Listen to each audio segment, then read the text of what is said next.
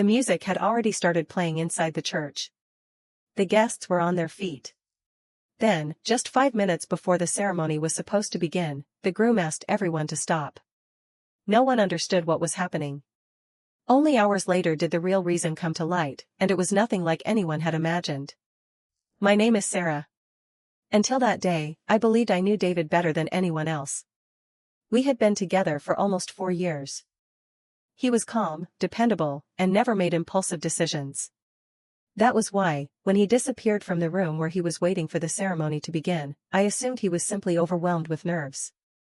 A minute later, my sister Emily walked over to me. She looked unsettled. She quietly told me that David needed a little time and had asked that no one come into the room. A wave of anxiety hit me, but I tried not to show it. The guests were already seated.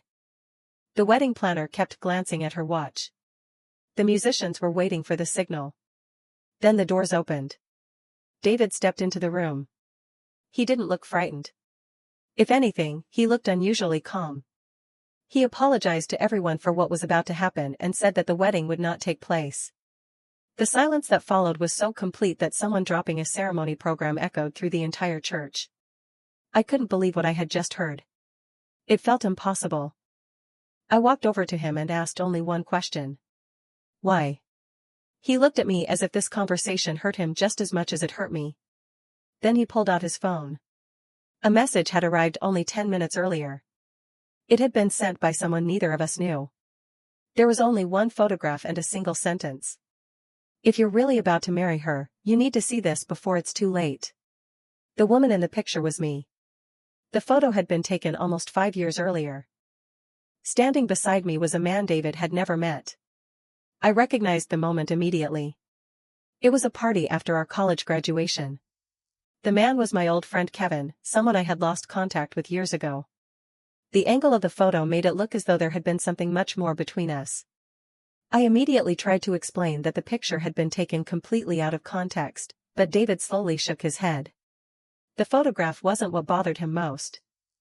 He zoomed in and pointed to a tiny detail that almost nobody would have noticed.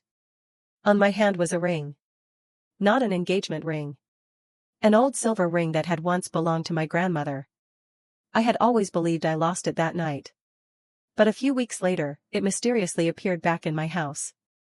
I assumed I had simply found it among my belongings.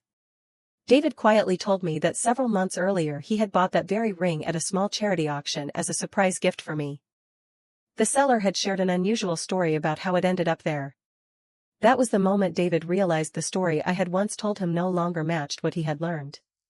He wasn't accusing me of anything. He simply no longer knew where the truth ended. We never got married that day. Almost 6 months passed before we met again. There were no guests, no flowers, and no wedding clothes. We talked for hours.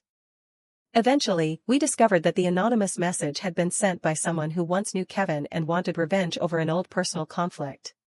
He had carefully pieced together unrelated details to make everything appear suspicious. The story behind the ring turned out to be completely different as well. It really had been found after the party, then passed through several hands before eventually ending up at the charity auction. David later admitted that the photograph itself hadn't frightened him. What frightened him was realizing he could no longer trust his own judgment. We never returned to that wedding.